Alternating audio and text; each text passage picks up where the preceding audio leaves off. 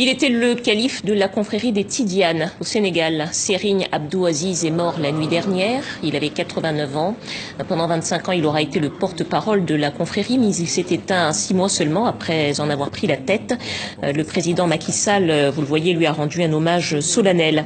Et ces confréries musulmanes sont extrêmement influentes au Sénégal.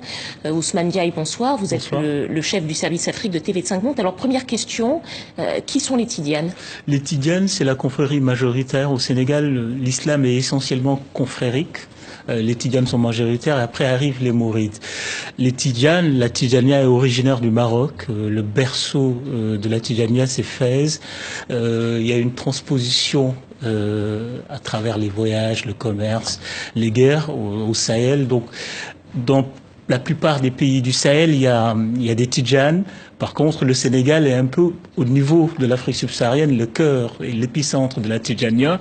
Et la capitale de la Tidjania en Afrique de l'Ouest, c'est Tivaouane, une ville qui est située dans le nord-ouest du Sénégal, où vivait Serigne Abdoulaziz Sy et sa famille. La famille des Sy incarne depuis à peu près 2 siècles la Tidjania au Sénégal.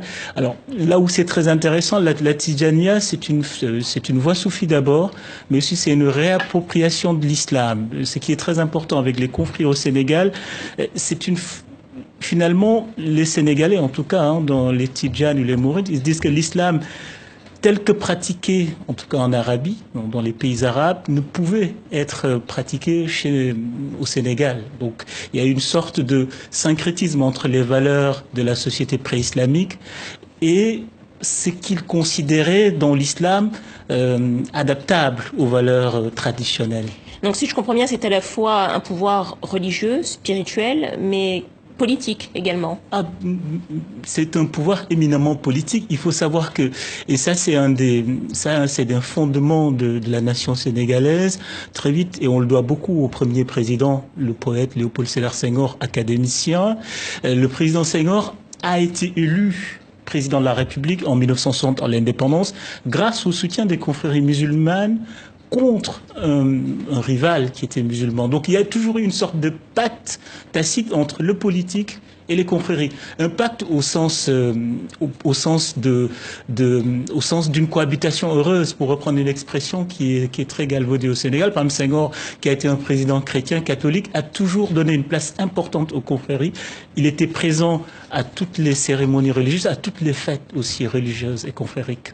Alors peut-être en quelques mots, dernière question, vous avez parlé également de la confrérie des Mourides. La confrérie des Mourides, c'est la 2e confrérie au Sénégal. Alors elle est moins importante en nombre, mais elle est plus influente économiquement, parce que sans doute au cœur de la spiritualité mouride, c'est le travail. Prier, c'est travailler.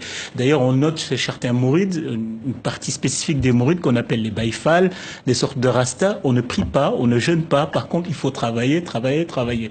Donc les mourides ont réussi à asseoir un pouvoir économique très puissant qui se traduit aussi par un pouvoir politique avec le fameux Ndigel, la consigne de vote. Tous les présidents de la République ou tous les hommes politiques au Sénégal cherchent à avoir cette fameuse consigne de vote des confréries. Ousmane Diaye, chef du service Afrique de TV5 Monde, merci à vous. Merci.